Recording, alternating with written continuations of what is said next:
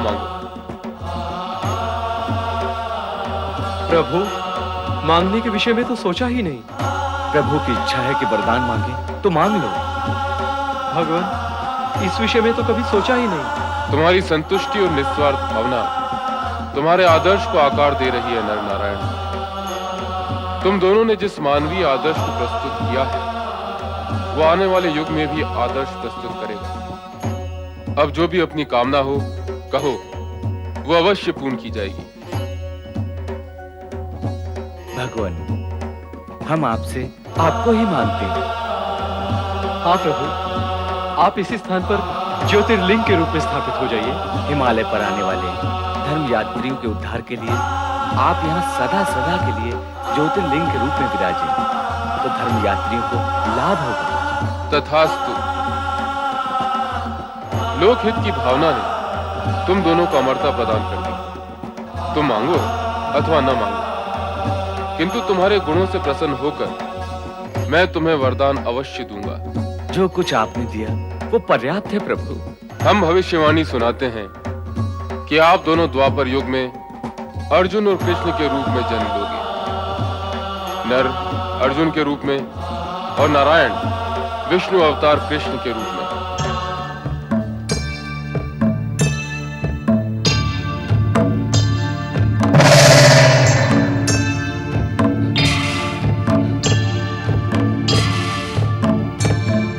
शिव के भक्त जनों ने पुकारा जब संकट पड़ने पर। शिव के भक्त जनों ने पुकारा जब संकट पड़ने पर।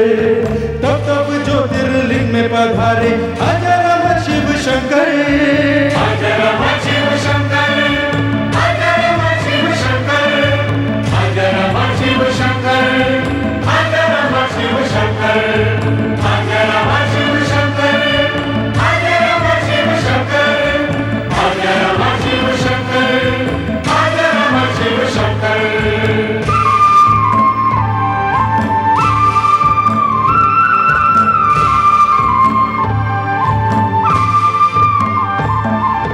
नर नारायण लिंग बना के करते थे शिव पूजन। दोनों ने ही किया समर्पित शिव को अपना जीवन। प्रकट हुए शिव उनके सम्मुख बोले कुछ वर मांगो।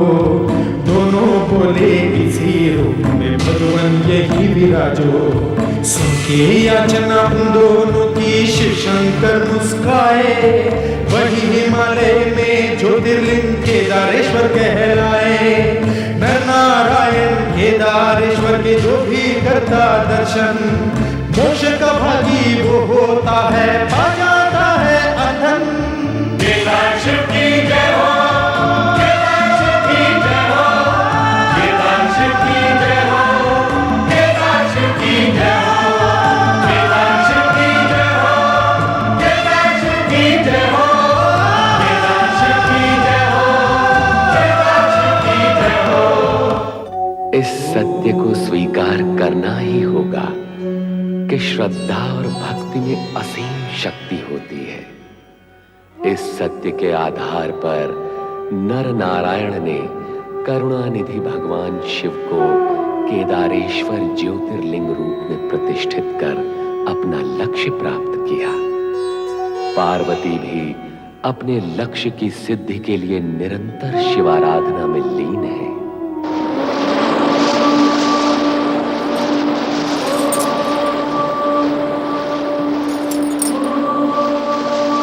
शिव जी हटियोगी प्रसन्न हुए थे, इसीलिए तो हमारी पार्वती ने न दिन देखा न रात, न आग न पानी, उन सभी से पार होकर कठोर से कठोर, उग्र से उग्र, अखंड जप तप कर रही है। न जाने इसका अंत कब होगा, कब भगवान भोलेनाथ प्रसन्न होंगे। हरिओम तत्सत।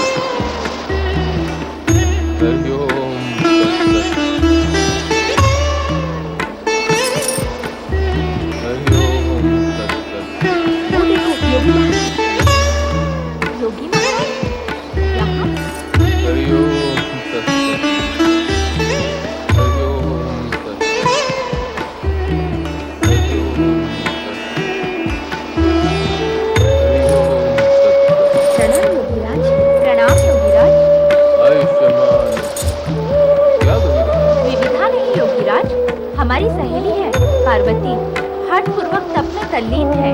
हठपूर्वक क्यों? भगवान शिव से विवाह करने का निश्चय कर चुकी है। उन्हें प्रसन्न करने के लिए हर ठान रखी है इसने। किंतु राजमाता और हमारी ये चिंता है कि ऐसी कठोर तपस्या से कहीं पार्वती का कोमल तन कुमला न जाए, कि कहीं अस्वस्थ ना हो जाए। इसलिए इसे राजमाता के पास ले जाने की इच्छा से आए हैं। लेकिन प्रश्न ये है कि इसे कैसे जगाए और कैसे ले जाए। एक उपाय हो सकता है।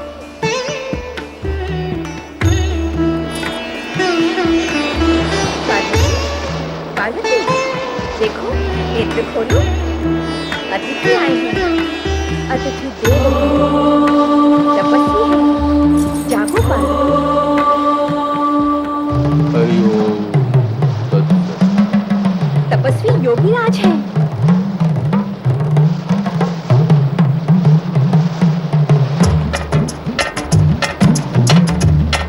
तपस्वी योगीराज।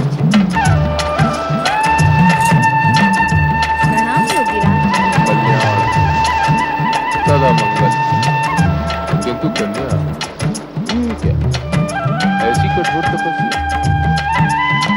मैं तो तीर्थाटन के लिए निकला हूं। इस मार्ग से जा रहा था। तुम्हारे जैसी कोमलांगी तरुणी को ऐसी कठोर तपस्या करते देख आश्चर्य। किंतु कन्या, ऐसी कठोर तपस्या साधना करके तुम क्या प्राप्त करना चाहती हो? मैंने कहा ना योगीराज, हमारी सखी भगवान शिव शंकर को पति रूप में पाने के लिए तप कर रही है। शिव शंकर को उसे पति रूप में पाना चाहती है? रे रे रे रे रे रे रे रे। मैंने तो सुना था कि हिमालय राज की पुत्री पार्वती बहुत ही बुद्धिमान है, विवेकशील है, परम विदुषी है। किंतु जो कुछ देख रहा हूँ और सुन रहा हूँ, उससे तो ऐसा प्रतीत होता है कि इसकी तो मति मारी गई है। इसकी बुद्धि इसका साथ नहीं दे रही। आपका अभिप्राय क्या है योगीराज? स्पष्ट है मेरा अभिप्राय। पार्वती जैसी परम सुंदरी और विदुषी को ब्रह्मा, विष्णु, इंद्र, कोई भी देवता सहज ही वर्ण कर सकते हैं। किंतु उन सब का विचार त्याग कर उस गुरु भभूधारी शमशानवासी की इच्छा मन में लेकर तपस्या करना तो सर्वथा मूर्खता है, अज्ञानता है कन्या। उस अघोरी के लिए तप करने की क्या आवश्यकता है?